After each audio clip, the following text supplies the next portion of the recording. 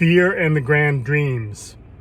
I made a little outline of my thoughts and I fed it to Notebook LM. This is what it came up with. Welcome back, everyone. Today we're doing something a bit different. Instead of juggling multiple sources, we're going deep on just one person's career journey. It's going to be exciting. It really is. It's more than just a resume rundown, though. Oh, absolutely not. This is about ambition, fear, taking risks. Exactly. And it all starts with this line they wrote, "I was going to be someone, do something." Powerful. It really is. It's that drive, to make a mark. And that feeling, it's something a lot of us can relate to, especially early in our careers, wouldn't you say? Oh, absolutely. You have these grand visions of what you'll achieve. Right, you have that fire. And that's where our deep dive starts, with this person's story. This idea of having these huge dreams, but then, Reality hits. yeah, the gap between those aspirations and, well, the actual job market. Which, let's be honest, can be brutal. Yeah, especially now. Exactly, it's constantly shifting, evolving at a pace. It's almost impossible to keep up sometimes. Think about all the changes just in the last decade. Oh, tell me about it. And that's where this person's experience gets really interesting, because they're just starting out, big dreams, and then their entire industry, poof, gone. And that's where things get really relatable. Because it's one thing to dream, but to have the rug pulled out from under you like that, it's jarring.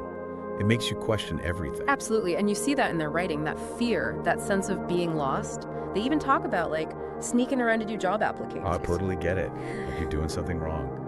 Everyone's ashamed. Yes. And feeling stuck, like they're failing. I mean, who hasn't been there? Feeling trapped in a job that's, well, let's be honest, soul-crushing. It's incredibly common, this dissonance between what we're told we should want, a stable job, and how those jobs often make us feel. It's that disillusionment, that feeling of being a cog in a machine. It's no wonder people are reevaluating their priorities. And they do eventually land a promotion, but even then they describe the company as, and I quote, utterly without meaning. It's not always about the money, is it? It's about finding purpose, a sense of fulfillment in what you do every day. And that's where this fireman analogy comes in. Ah, yes, the fireman analogy. Tell me more about that. Okay, so they describe themselves as basically doing the bare minimum at work, like a fireman waiting for an alarm while secretly chasing other dreams on the side. It's a powerful image, isn't it? This idea of waiting for something to happen, while a part of you is yearning for more.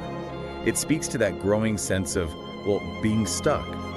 You're not failing, but you're not exactly thriving either. And it's like you said earlier, this isn't just one person's story. We're seeing this everywhere.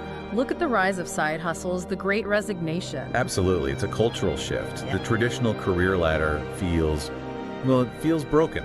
Definitely. And it makes you wonder, right?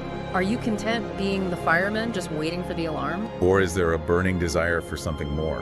And if so, how far are you willing to go to find it? And it's funny because later on they mention running marathons, and it seems totally unrelated, but is it? Pushing themselves physically while feeling so stifled at work? What do you make of that? I think it speaks to a couple things, actually. First, there's that need for control, right?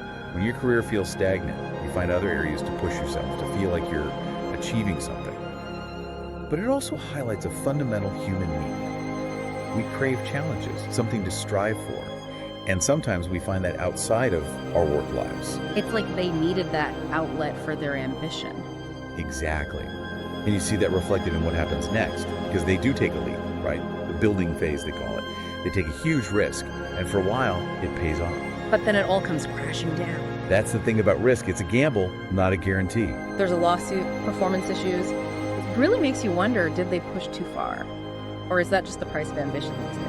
It's a good question, and I don't think there's an easy answer. What I find really poignant, though, is how they talk about missing the boring days, the camaraderie of their old job, even with all its flaws. It's like that saying, be careful what you wish for, It's easy to romanticize the past, even if it wasn't perfect. Absolutely, and I think that's what makes this person's story so thought-provoking.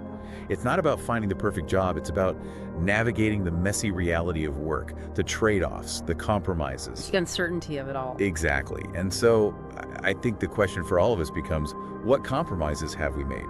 What would our hole in the fence be? And are we willing to face the consequences, even if it means hitting a dead end? That's something worth pondering, wouldn't you say? Absolutely. Something to think about as we wrap up today's deep dive. Thanks for joining us. It's been a pleasure. Until next time.